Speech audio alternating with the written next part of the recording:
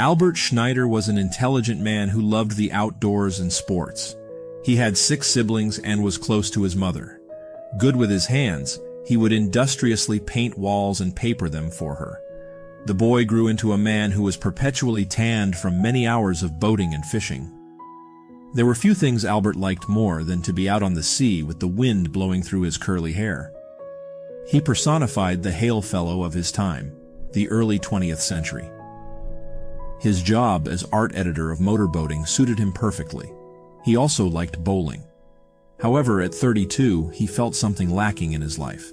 It was time to find a wife. Albert already had one tragic engagement with a young woman, Jessie Guichard. She had taken ill and died before they could marry. Albert had been at her bedside when pneumonia took Jess's life. He still longed for her even as he got on with his life and work. One day at work, he grew irritated at a telephone operator who had intended to call a manufacturer. The angry art editor let loose a fusillade of harsh words. "Please excuse me," the distressed operator said in a sweet, melodious voice. Albert was suddenly contrite about his temper. He was quick to anger but could put it behind just as fast. He wanted to apologize to the hapless operator in person. He asked where she worked. The face-to-face apology was delivered a few hours later. When he saw the blonde-haired 19-year-old, Albert was instantly captivated. Her name was Ruth Brown. Her co-workers playfully called her Brownie. Perhaps it was her ready smile, her mischievous blue eyes, or her air of anticipating good and exciting things. But Albert knew he wanted to see more of Ruth. He began visiting the telephone switchboard regularly. Just a couple of weeks after meeting the lovely lady, he offered to help her get a job as a reader and copyist at motorboating. It sounded like a step up to Ruth, and she eagerly accepted. The two were soon dating regularly. Ruth was flattered by the older, sophisticated man's attentions. However, his repeated passes distressed her. She was a virgin and planned to remain one until her wedding night. For his part, Albert was frustrated at his inability to get the inexperienced young woman to succumb. Contraception in that era was fallible, and an unmarried woman's pregnancy could ruin her stature. Ruth remained resistant to Albert's overtures. She was, in her own words, a self-respecting girl. Eventually, Albert proposed marriage. "Yes," was Ruth's reply. But Ruth had one request. The name Snyder sounded so Germanic. Could he change the name to something that sounded more American, like Snyder? He agreed, and Albert became a Snyder, as did Ruth. The woman who would later outrage the world was born in the late 1890s to 2 Scandinavian immigrants to the U.S. Her mother had been born Josephine Anderson in Sweden. Her father, Harry Sorensen, came from Norway. Sorensen would change his name to Brown because he wanted a last name that would not give away his origins. As his daughter would years later, he wanted a name that seemed American. He had been a sailor, but to placate his wife and support his family, gave up the sea for life as a carpenter. The change left him perpetually disgruntled and longing for the freedom and adventure of a sailor's life. Harry Brown made a respectable living, but his wages were meager. Frugality was a requirement for a family that consisted of Ruth, an elder brother, and Josephine. Ruth yearned for nice but unattainable things throughout her childhood. No, her parents said, they could not afford that blonde doll. But Ruth was fascinated by the beauty of the doll and went to the store every day just to look through the window at it, until it disappeared because someone else bought it. No, her parents said, she could not have a Shetland pony, nor could they afford a wristwatch, nor a white bedroom set, or that party dress she so admired. They could not take her to the theater. However, money was spent on Ruth for her numerous medical problems.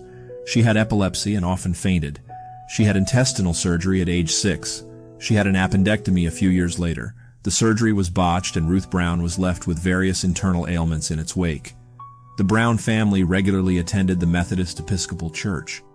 Ruth prayed each night before bed, but later said her faith was not strong. "I didn't believe in my inner heart God existed," she said when recalling her childhood. "But I went through the motions in case I was wrong." School afforded Ruth no solace. She did not have an academic mind and was easily bored by reading, writing, and arithmetic. She never had any strong career aspirations. Her wish was marriage. She believed that she was suited to be a good wife. She was a neat, clean housekeeper, quick with a needle and thread, and a fine cook. A good husband, she believed, would carry her over the threshold into a life of joy, love, and prosperity. Ruth's marriage would not be the dull, banal union of her parents. For one thing, she was a real American, born in a time of optimism.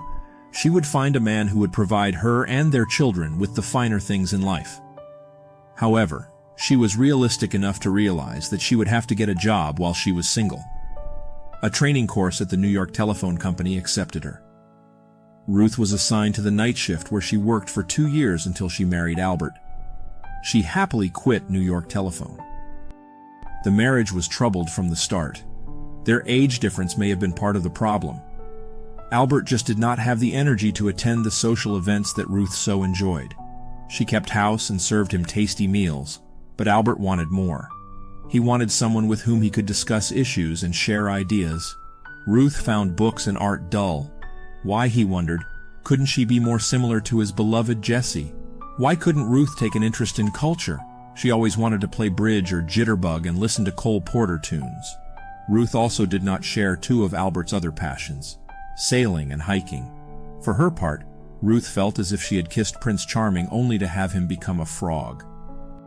She could not comprehend his cerebral conversations, nor did she want to. Another problem was that Ruth was becoming increasingly jealous, but her rival was a memory, the dead Jessie Guichard. Albert wore a necktie pin with the initial JG, his sailboat was the Jessie G. Worst of all, perhaps, was that their home had a large picture of Albert's dead fiancée in the living room. There were also many smaller reminders of Jessie, including a photo album devoted to her. Jealousy occasionally got the better of Ruth and she removed the portrait. But that always led to an intense fight with Albert, who demanded that it be rehung. Then Ruth received what to her was good news. She was pregnant. Albert was not pleased. He had not wanted children. Ruth couldn't understand his attitude. Wasn't one of the main reasons people marry so they can have a family? He was even more disappointed when the child was born and it was a girl. Ruth named her daughter Lorraine. The baby drove the couple further apart. Albert did not share Ruth's interest in the infant, and he did not like being bothered by early morning crying and the smell of diapers. Albert also thought childbirth had ruined Ruth's figure. The family moved from neighborhood to neighborhood in New York City. Then in 1923, they settled into Queens Village. At each residence, Jessie Guichard's portrait had a prominent display.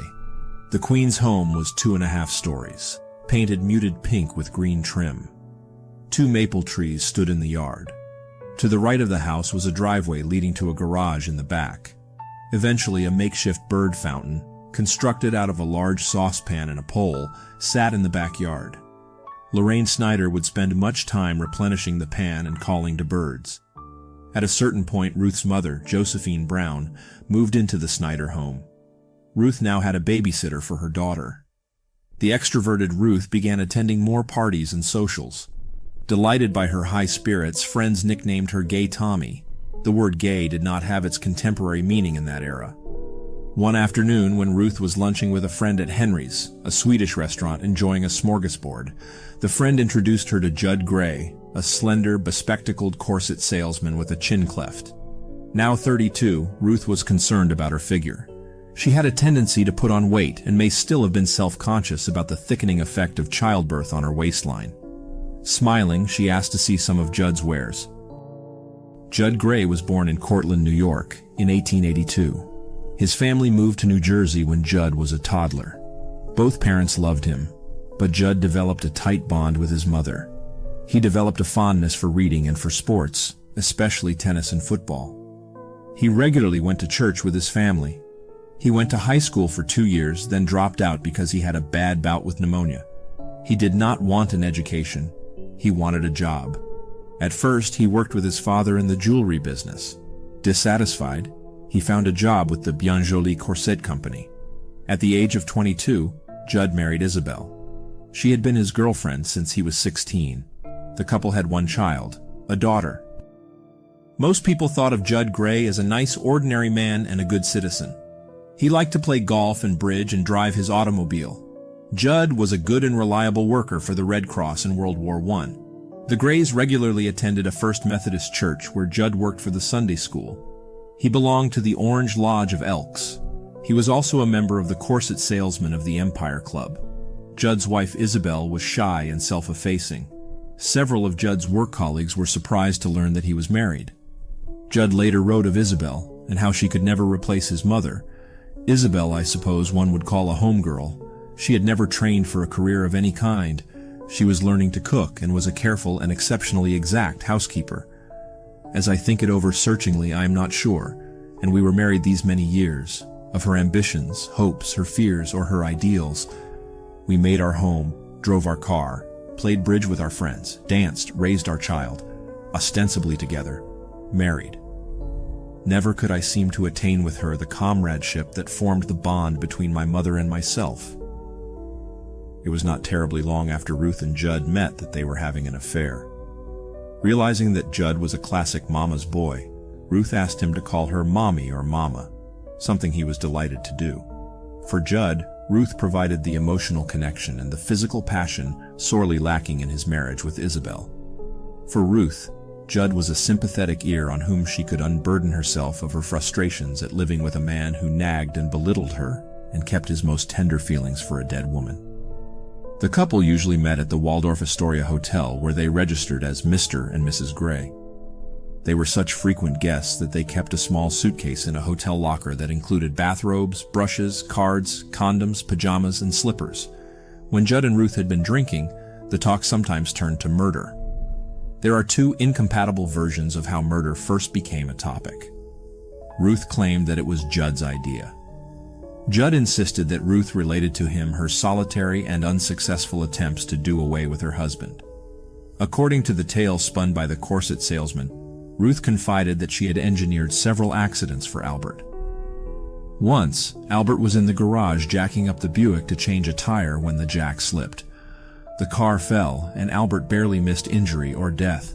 Then he was hit by the crank, knocking Albert unconscious. A third garage accident when his wife bought him some whiskey. The booze made Albert strangely and suddenly sleepy. Very soon he realized that the garage door was closed, and he was breathing carbon dioxide. Panicked, he fled from the Buick's underside and escaped. Ruth had 3 different life insurance policies on her husband. One was for $1,000, another for $5,000, and a third for $45,000. The last had a double indemnity clause, meaning that the insurance company would pay $90,000 if Albert's death was accidental. According to Judd, Ruth tricked Albert into signing all 3 documents by telling him the least expensive policy had to be signed in triplicate. The reason she took out the policies, Ruth claimed, was because Judd suggested it and threatened to tell Albert about their affair if she did not comply. Ruth feared that her husband would get custody of their daughter Lorraine, because the courts would look harshly on an adulteress. She also said that Albert was fully aware of the policies and how much they were worth. She did not want to murder Albert, and did not believe Judd would ever do it, even though he talked about it whenever he had been drinking heavily. On the other hand, Judd claimed that Ruth attempted murder 3 more times on her own. Twice she tried to kill him by turning on the gas tap, and once by giving him bichloride of mercury to drink. And on top of all the claims and counterclaims, Judd had one more. He was compelled to shoot Albert because Albert was threatening to shoot Ruth. Both versions, Ruth's and Judd's, agree that on a trip to Kingston, New York, Judd purchased chloroform, a sash weight, and a picture wire. They also agree that in a meeting at Henry's, where the couple had first met, Judd presented Ruth with a package. He did not reveal its contents, but said, "I'm in an awful hurry, Mommy. I have to get the 1:25 train." Judd told her to take the package home. When Ruth opened the package, she saw that it contained an odd mixture of the prosaic and the profane. First, there was the flesh reducer. This item was something Ruth wanted, a rolling pin device to melt excess fat. She also saw that there was a sash weight, some powders, and a note from Judd. The letter said that she should put the powders in Albert's drink to make him groggy, so that Judd could kill him easily with the weight. Horrified, Ruth poured the powders down the sink. She was going to give the weight back to Judd and terminate the affair. Yet Judd showed up a few days later, saying he was there to finish the governor. Both often called Albert the governor. "Judd, you can't do such a thing," Ruth replied. "Well," he countered, "if I can't do it tonight, I am coming back to get him." Judd soon sent Ruth another lagniappe. This one also contained powders to spike Albert's drink. Ruth was also instructed to leave the side doors unlocked. Ruth later said she disposed of the powders, but did admit to leaving the doors open. She claimed that her intent was to inform Judd upon his arrival that their relationship was finally over. It was just after midnight on Sunday, March 20th, when Judd slipped into Albert and Ruth Snyder's house through an unlocked side door. Albert, Ruth, and Lorraine were still at a neighbor's house where the adults were playing bridge. Albert had been drinking fairly heavily, but he drove home safely at about 2 a.m. Albert went straight to bed. Mother and child went to Lorraine's room. On the way back to the couple's bedroom, Ruth encountered Judd in the guest bedroom. "Be very quiet," Ruth told him. "I'll see you later." Then Ruth got dressed for bed and lay in a nightgown beside her husband. When she thought he had gone to sleep, she got out of bed and went to see her clandestine visitor. Meanwhile, Judd had donned rubber gloves. "Judd," she said plaintively, "what are you going to do? If you don't let me go through with it tonight, I'm going to get the pair of us. It's he or us." Ruth pulled at his arm and he reluctantly accompanied her downstairs. She pleaded with Judd not to kill Albert. Judd appeared convinced and promised to leave without incident. Relieved, Ruth went upstairs to the bathroom. Then she was startled by a terrific thud. Terrified, she rushed to the bedroom to find Judd on top of her husband, kneeling on Albert's back. She tried to pull him off. Then she fainted. When she regained consciousness, a motionless Albert was piled up with blankets. She started to remove them, but Judd pulled her into her mother's room. "I've gone through with it," he told her, "and you have to stand just as much of the blame as I have. We can frame up a burglary, and we'll both get out of it." Ruth, in shock, listened. "My shirt is covered with blood," Judd said. "Let's see if you have any on you." Looking down at her nightgown, Ruth saw a bloody palm print where Judd had struggled with her. They burned that nightgown and Judd's stained shirt. Judd took one of Albert's shirts. Judd told her to wait while he ransacked the house to fake a burglary. But neither of them thought to take some of the most valuable items in the house, Ruth's jewelry. Instead, Ruth took her jewelry and put it under the mattress. For some reason, neither of them thought to have Judd simply take the jewelry when he left. Then he tied her up and put cheesecloth in her mouth. That was not how the murder happened in Judd's telling of it. He agreed that he had purchased the chloroform, sash weight, and picture wire, but said it was all Ruth's idea.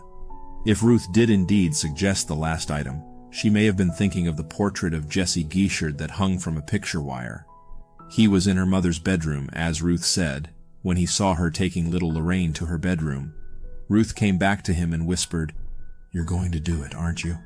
"I think I can," Judd replied firmly, even though he claimed a wave of terror washed over him. Ruth turned around and her lover followed her to the bedroom. There, Judd struck the first blow, hitting a sleeping Albert with the sash weight. Albert instantly woke up and began a furious fight for his life. He grabbed Judd by the necktie, choking him. Then Ruth hit her husband with the sash weight. Even with the two of them on the man, he fought mightily. Ruth put chloroform on Albert, but that did not stop his struggle. She handed a necktie to Judd, saying, "Tie his hands." Judd could not manage it, and Ruth tied his hands with a towel. Then she tried to cover his head with a sheet, while Judd wound the necktie about the struggling man's feet, tying them together. "Is he dead?" Ruth asked. "No," Judd told her. "This thing has absolutely got to go through or I am ruined," she wailed. Judd slugged the man who refused to die and screamed, "Help me, Mommy!" Mommy wound the picture wire around the bleeding man's throat and pulled on it, hard. Finally, Albert Snyder ceased moving. The murderers paused and waited and were certain that he was also no longer breathing. Judd looked down and saw that his shirt and hands were gleaming with blood. He felt disoriented and numb. His mind was blank. "Here," a helpful Ruth said, holding a blue shirt of her late husband before her crime partner. "Put this on." Mechanically, Judd took his shirt off and just as mechanically put this replacement on, slowly buttoning it up. A more efficient Ruth took his blood-stained clothes and hers down to the basement where they were incinerated. He followed her down there and fortified himself with a few drinks. Then he threw things about to simulate a robbery. On the way to the Snyder house, Judd had picked up a scrap of Italian newspaper. That would fit into their plans, the killers decided. They would pin this crime on a couple of immigrants, so they left it in the bed as a false clue. Dawn was breaking as Judd bound his partner to a chair. She opened her mouth so he could place the cheesecloth in. Before he turned to leave, he said, "It may be 2 months, it may be a year, and it may be never before you'll see me again." Judd had gone to a great deal of trouble to set up an alibi. As a traveling salesman, he was in and out of hotels and cities all the time. He had slipped his hotel room key to a longtime friend of his, Haddon Gray, no relation, and told Haddon to go into his room and rumple the bed to make it look slept in. He told Haddon he needed cover for a dinner engagement with Ruth Snyder in Albany, and that he probably would not be back that night. While Haddon was in Judd's room, he was supposed to telephone down to the desk, identify himself as Judd Gray, and tell the operator that he did not feel well and did not wish to be disturbed. Haddon was also supposed to mail some letters Judd had given him and place a "Do Not Disturb" sign on his doorknob. Despite these preparations, Judd bungled his getaway. He made himself strangely conspicuous. Waiting at the bus stop, the murderer struck up a conversation with an elderly man. Judd observed a police officer shooting at a row of beer bottles and jokingly remarked, "I would hate like hell to stand in front of him and have him shoot me." Then he topped that blunder by shouting, "I wouldn't want you shooting at me." After departing the bus at the Jamaica station, he hailed a taxi and asked the driver to take him to Manhattan. Gray left a nickel tip, causing the cab driver to look hard at the man in his rearview mirror. The conductor and porter on the New York Central both noticed him because he told them that he wanted to ride the Pullman ticket to Albany and then ride in coach to Syracuse. Back at the Snyder house, Lorraine Snyder was comfortably asleep in her bed when she was awakened by a series of knocks on her bedroom door. The child opened her eyes, blinking into the morning. Then she heard urgent but strangely muffled words in what was unmistakably her mother's voice. "Lorraine," Ruth said. "Lorraine, come quick." The pajama-clad youngster jumped out of her bed and rushed to the source of the noises. She could hardly believe her eyes. Her mother was on the floor, helpless and bound with a cord. Her face was white as chalk and her eyes wide with terror. Her father lay on the bed, his bloody arm protruding from under a sheet. Lorraine threw on a bathrobe and headed to a neighbor's home. Shivering more from fright than the cool morning air, she banged on the door until Mr. and Mrs. Mulhauser answered. Through chattering teeth, the little girl told how somebody had killed her daddy and her mommy was bound up with ropes. The Mulhausers headed to the Snyder home, where they found things much as the child had described. The couple tried to free Ruth from her bindings, but the dazed woman refused to be freed before the police made their appearance. When the police arrived, they found a scene of utter chaos. Cushions had been tossed hither and yon, drawers pulled out and left open, and the curtains torn down. The police realized one thing immediately. This was not what a burglary really looked like. The pretty blonde woman whose husband had been murdered was only semi-coherent. However, they were able to piece together a tale from the fragments that babbled out of her mouth. She and her husband had come home from a party, and they had been assaulted by two men who looked Italian. The men had beat on her husband's head. "My jewelry," she cried. "They took my jewelry." One police officer questioned Ruth while others looked about for clues. They easily found one, a scrap of Italian newspaper in the bed where the murdered man lay. But like the furniture scattered for no reason, it was fishy. They also found the stolen jewelry under the mattress. Officer Arthur Carey began looking through Mrs. Snyder's bankbook. He found a $200 check made out to one Judd Gray. His name was also in her phone book. They found a pin with JG for Jesse Gishard and thought it was Judd Gray's. Mail arrived, and with it a letter from Judd that had been posted in Syracuse. It was a jaunty note that began, "Hello, Mama. How the dickens are you this bright, beautiful day?"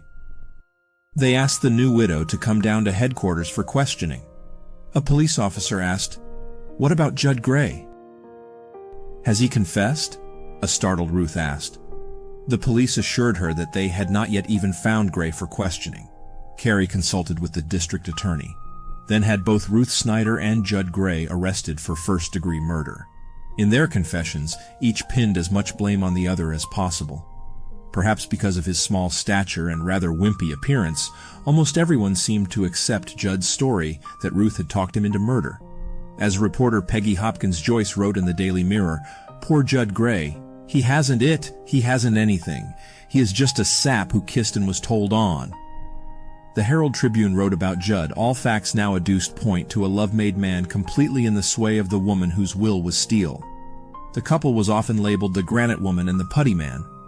Terms describing Ruth alone included fiend wife, faithless wife, blonde fiend, marble woman, flaming Ruth, Woman of Steel, Hard-Faced Woman, Vampire, and Ruthless Ruth, the Viking ice matron of Queen's Village. She was compared to Lucretia Borgia, Messalina, and Lady Macbeth. Playwright Willard Mack wrote in an essay, "If Ruth Snyder is a woman, then by God, you must find some other name for my mother, wife, or sister." When Judd Gray and Ruth Snyder went on trial, the courtroom was packed with spectators wanting to glimpse the blonde-haired, slightly plump granite woman, attired all in black, as well as her slightly built putty man in his three-pieced pinstripe suit. 3 different narratives of the murder of Albert Snyder were presented. One was that of the prosecutor, short but powerfully built Richard Newcomb, who pointed his finger equally at Ruth and Judd as co-conspirators and murderers. The fingers of Ruth Snyder's lawyers, Edgar Hazelton and Dana Wallace, pointed at Judd, who, in their version, had committed the murder entirely on his own and was trying to hide behind Ruth's skirt. Judd Gray's attorneys, William Millard and Samuel Miller, did not deny his part in the slaying, but indicated mitigating circumstances because of Ruth's powers of persuasion. Interestingly, both sets of defense attorneys tried to save their clients by draping them in cultural paradigms of gender victimization. Hazelton told the jury that his client was no gay butterfly or woman of many loves, but a real, loving wife. A good wife, whose husband drove love from that home by pining for his dead love, Jesse Guichard. Poor Ruth was then seduced and manipulated by silver-tongued Judd Gray. Trying to impress these points upon the jury, Hazelton intoned that woman is just as God intended her, were it not for some man. And we will prove to you that Mrs. Ruth Snyder is just as God intended her to be, were it not for her incompatible husband and the deceiver Gray. Gray lawyer Willard Millard saw it very differently. Before meeting Ruth Snyder, Judd Gray had not a blemish, not a move outside the normal paths of life. He was a wonderful boy. Wonderful, not a mark, not a scratch, not a stain, not a blot. A splendid, ideal character. Then Millard said, "That woman, that peculiar creature, like a poisonous snake, like a poisonous serpent, drew Judd Gray into her glistening coils, and there was no escape. Just as a piece of steel jumps and clings to the powerful magnet, so Judd Gray came within the powerful, compelling force of that woman, and she held him fast. This woman, this peculiar venomous species of humanity, was abnormal, possessed of an all-consuming, all-absorbing sexual passion, animal lust, which seemingly never was satisfied. Sexy Ruth was Eve, and the serpent rolled into one, an irresistible temptress. Nearly everyone in the courtroom and elsewhere seemed to buy Judd's version of his succumbing to Ruth's domination. But it did him no practical good. There was no way to get around the fact that he had willingly participated in a premeditated murder. The jury found both defendants guilty of first-degree murder. On May 13, 1927, the judge sentenced both to be executed. Shortly after the sentence was passed, Ruth Snyder converted to Roman Catholicism. Some more cynical observers believed that this was a calculated ploy to win a commutation from New York Governor Alfred Smith, also a Roman Catholic. If so, it was a mistake. The governor was even less likely to extend mercy to a co-religionist and leave himself vulnerable to charges of religious favoritism. Ruth and Judd were taken to the death house at Sing Sing, where Ruth would be the only woman during her stay. While much of the general public sympathized with Judd as a man caught in the coils of an evil woman and hated Ruth, sentiment in Sing Sing was precisely reversed. There is nothing more despised in the hyper-masculine world of male criminals than male weakness. Shifting blame for one's own crime onto a woman made the putty man lower than a slug in the eyes of most of his fellow prisoners, and they shunned him. He was, however, able to make a few friends. Gray found it possible to converse with the occupants in the cells bordering his. He even managed to play checkers with them by calling out moves corresponding to the numbered squares on a checkerboard. While denounced in the press in terms of horror, Ruth did have her admirers. They were submissive men who swallowed hook, line, and sinker Judd's depiction of her powers. Ruth received 164 offers of marriage from men who, in the event of her being reprieved, were eager to exist humbly beneath her dominance. Even more isolated than her co-defendant, Ruth spent her time writing. Her memoirs would be published as My Own True Story, So Help Me God, in the New York Daily Mirror. It was a confused mishmash of observations, memories, and outright craziness. The first step on her way to her present predicament had begun with adultery, Ruth believed, so she devoted much of her prose to warning other women away from affairs. "I wish a lot of women who may be sinning," she penned, "could come here and see what I have done for myself through sinning, and maybe they would do some of the thinking I have done for months, and they would be satisfied with their homes, and would stop wishing for things they should try to get along without when they can't have them. Maybe there are women who have nice homes, and husbands who do the best they can for them, even if they don't like their husbands, and they could bear it if they would only make up their minds. Everything can't be just perfect. Some husbands don't make enough money to get their wives the things they wish they had, and if the wives have the brains, they will just take what they can get and try to make the best of it." As the months of sustained terror wore on, Ruth's mind began to unravel. It showed in her writing. She wrote, "Judd Gray talks about the big brown bug he put out of its misery. Does he, JG, ever think back of Ruth Brown's bug he put out of his misery?" What Ruth refers to here is quite unclear, but the question automatically occurs to the reader. Was Albert Snyder Ruth Brown's bug? On January 12, 1928, both people convicted of murdering Albert Snyder were put to death. In keeping with the Sing Sing tradition of executing the most distressed prisoner first and getting the worst of an inevitably grisly business out of the way, Ruth was taken to the electric chair before Judd. Her entire head was not shaved, but a bald spot was made for the electrode. Her eyes were red and swollen from crying as she was led to the death chamber, a matron holding her under each of her arms. When she saw the electric chair, she started screaming hysterically and her body went limp. The matrons forced her to the chair as she shrieked, "Jesus, have mercy on me." Then, as the black leather mask was placed over her face, she prayed aloud for her executioners using Christ's words, "Father, forgive them. They know not what they do." Just as her body shook with the force of electricity, a newspaper photographer raised his trouser cuff where he hid a small camera and snapped a picture of her dying. Cameras were forbidden at executions, but this man had smuggled it in, and the photograph appeared on front pages the next morning. It is still frequently displayed in articles about the death penalty. When Judd was brought in, he was obviously terrified, but not faint. He walked to the chair, even as rivulets of sweat poured down the skin of his ghost-white face. He and the clergyman who accompanied him said parts of the Beatitudes to each other. "Blessed are the pure in spirit," Judd announced as he sat in the death chair. "Blessed are they that mourn," the clergyman replied. "For they will be comforted," Judd filled in. "Blessed are the merciful." The guards had trouble adjusting the leather mask to his face. An obliging Judd held his head still so they could do their job. Then electricity shocked the life out of Judd Gray. Why does the sad story of Judd Gray and Ruth and Albert Snyder evoke such interest? People in general may identify with, more than they would like to believe, the victim and the killers.